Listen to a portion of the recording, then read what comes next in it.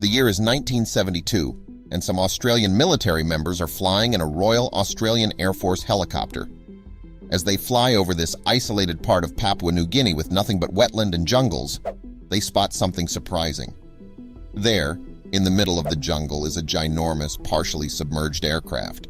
This is the same aircraft that has been missing for 3 decades now. Has the military finally unraveled the mystery that captivated the people all these years? It sure does seem so. When you find out exactly where the missing aircraft was located, it will make sense why nobody could find it all those years. It was found in a country that is considered one of the world's least explored, both culturally and geographically. Papua New Guinea is home to some of the world's most exotic flora and fauna. In fact, researchers believe there are still more undiscovered species in the country. Its cohabitating ecosystems include rainforests, swamps, mountains, and volcanoes. The Australian soldiers were flying over a crocodile-infested swamp in the Oro province called Agayambo. It was in this swamp that they spotted the missing aircraft. That would probably explain why it took so long to find this aircraft. Simply put, the Agimbo was in an extremely well-preserved area, meaning not even tourists or locally accessed the area much. It used to be home to a group of marsh dwellers called the Agayambo Agaumbu, but were now considered extinct. Other than these people, nobody else lived in the area. The soldiers knew it was an aircraft, but what kind of aircraft was it? As it turns out, this was the Boeing B-17E Flying Fortress that went missing in 1942. Since its discovery, it has now been nicknamed the Swamp Ghost. Through the years, this aircraft came to be known as a legend in military aviation history. According to aviation archaeologist Fred Hagen, it was widely considered that it was impossible to salvage this airplane. One important figure in this story is David Talashe Jr. Talashe is a Dallas-born World War II veteran and entrepreneur. Talashe owns numerous aviation-themed restaurants. Aside from that, he also has other things to keep him busy. One of those things is collecting and restoring military aircraft. At some point in his career, he even had more than 120 planes. Some of those planes included a B-25 Mitchell bomber and a P-40 Tomahawk. Coincidentally, when Talashe served in the military, he had co-piloted the same type of aircraft as the one the soldiers uncovered in Papua New Guinea. These were 4-engine bombers, and Talashe knew what to do. In 1989, Fred Hagen and David Talashe Jr. proceeded with plans of recovering the aircraft. This ginormous aircraft was called the Flying Fortress. According to rumors, Boeing gave it the name of Flying Fortress after one journalist from the Seattle Times-Journal said, "Why, it's a flying fortress," during one of its test runs. The Flying Fortress was developed in the 1930s and employed by the U.S. Air Force for strategic bombing against the Germans during World War II. Apparently, it has dropped more bombs than any other U.S. aircraft during World War II.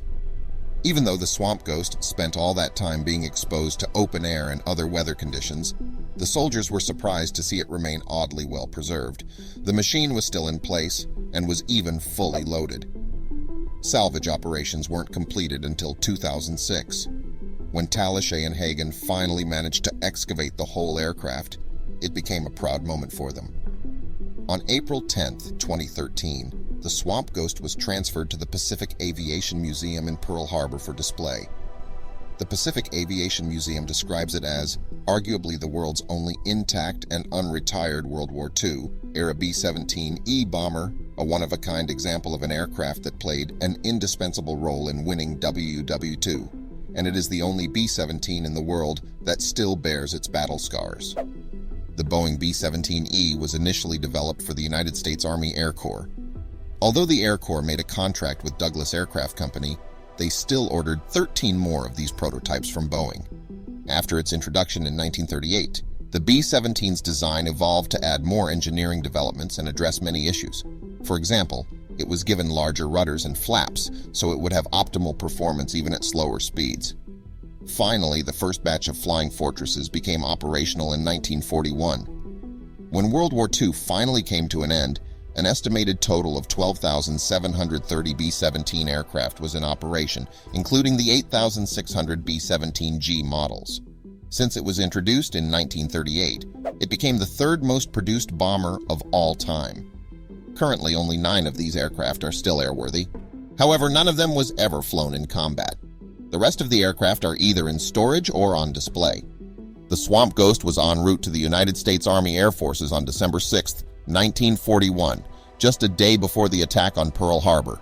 As fate decided, it would not fly with the Kangaroo Squadron on that fateful day. Instead, it later left California and headed to Hickam Field in Pearl Harbor. From December 1941 until 1942, the crew flew patrol missions for the U.S. Navy.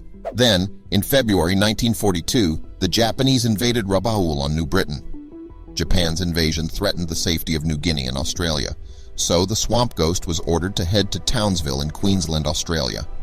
Due to many complications, the aircraft had nearly 5,700 detour miles just to get to Townsville. On the fateful day of February 22, 1942, 9 B-17Es were tasked to set off a bomb in Rabaul. Then, things didn't go quite as they had planned. Due to mechanical problems, 4 out of the 9 dropped out of the mission. The Swamp Ghost was being piloted by Captain Frederick Fred C. Eaton, Jr. When the crew tried to open the bomb bay doors to drop its load, that was when things really started to go south for the entire crew. The bomb bay malfunctioned. They were forced to go around for a second pass. Thankfully, they managed to make a clear drop. However, due to the first fiasco, they managed to attract the attention of Japanese fighter planes. As Japanese fires ensured all around them, the crew was starting to get worried. Flak had managed to make a hole right through the starboard wing. Fortunately, the flak did not explode, so the crew were still safe, for now. The crew was hoping to return to Port Moresby, but the fuel wasn't enough. Besides, the plane was now leaking fuel. They had no other choice but to make an emergency landing somewhere and try to save themselves. Instead of trying to hold it out, Captain Fred Eaton thought the best course of action would be making an emergency landing. While approaching the Owen Stanley Mountains, he saw a wheat field that he believed to be the best place to land. As Captain Eaton was setting down the plane, it was only then when they realized that this was no wheat field. In fact, they landed in the middle of the Agayambo Swamp. There was no way of backing out now, so they went through with it. Thankfully, the plane was set down so well that the crew did not suffer from any injury, except for a few cuts and scrapes. But now the problem was that they were stuck literally in the middle of nowhere. For days, they wandered through the swamps. It took them 2 days of cutting through the tall grass to reach dry land finally.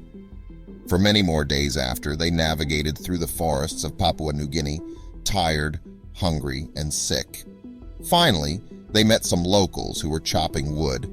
The locals took pity on them and kindly brought them back to their village. They were given food and were allowed to rest for a night before continuing their journey. After their rest, they were eventually handed over to the Australian magistrate and finally arrived at Port Moresby, 36 days after their plane crashed. After being nursed back to health, they returned to combat. For a while, the Swamp Ghost was forgotten. That is until the Australian soldiers rediscovered it during their flyover. For some time, the salvage plane was not allowed to leave Papua New Guinea, but 4 years after its salvage, it was finally given permission to head back to the United States. Ever since it was handed over to the Pacific Aviation Museum in Hawaii, it has remained there. The museum has been vocal about its plans to restore the bomber into its original state and have it on display in Ford Island. Ford Island is an islet just at the center of Pearl Harbor. The cost for restoring the Swamp Ghost is estimated to be more than $5 million. But that is an acceptable figure considering it's for the preservation of a national treasure with lots of history.